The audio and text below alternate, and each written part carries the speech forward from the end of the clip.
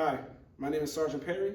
I'm the Brigade S1 HRNCO, and in this video, we're going to be going over the Preliminary Marksman Instructions, or PMI, of the M4.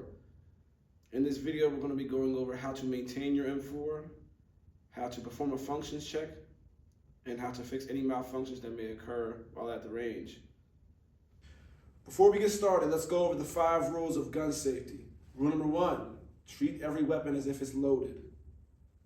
Rule number 2, point your muzzle in a safe direction.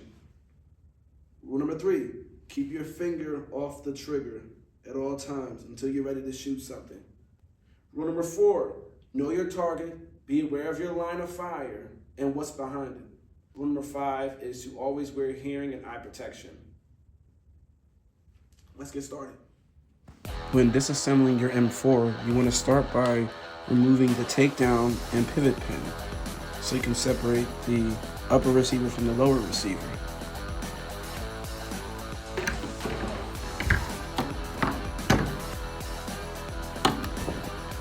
Next, you want to remove the buffer and buffer spring from the buttstock. By pressing the buffer to press retainer and release the buffer, you will then remove the buffer and action spring and place it on the table. Now we're going to go into the upper receiver, making sure this area is nice and clean. We're going to pull the charging handle and the bolt carrier. We'll disassemble the bolt carrier in a little bit. We'll put that down first. Then we're going to take down the charging handle, observe and put it down, make sure there's no cracks or any damage to it. Be sure to make sure the inside of here gets nice and clean. Next, we're going to disassemble the bolt carrier, starting with removing the firing pin, retaining pin, and putting that down. And then in doing so, we're going to drop down the firing pin, then the bolt cam pin. And just whatever you do, don't drop it like I did. I had butterfingers that day. So I put that on the table, as well as take the actual bolt out.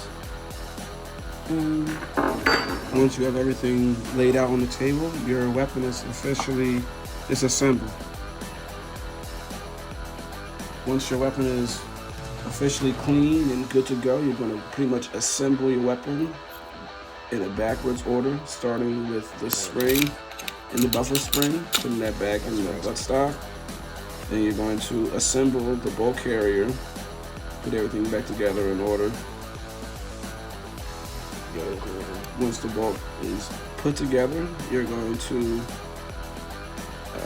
attach it to the upper receiver. And once they're together, we're going to lock it in. Clip. Good. All right. Charge it back. Looks good. Weapon's on safe. All right. Now we're going to perform a functions check.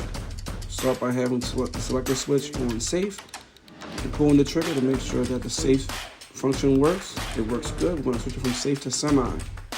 Now I already had the bolt to the rear, so we're going to just push it forward.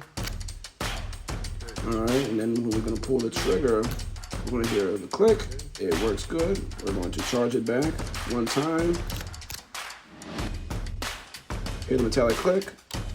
Sounds good. And then we're going to push this trigger again. All right, good.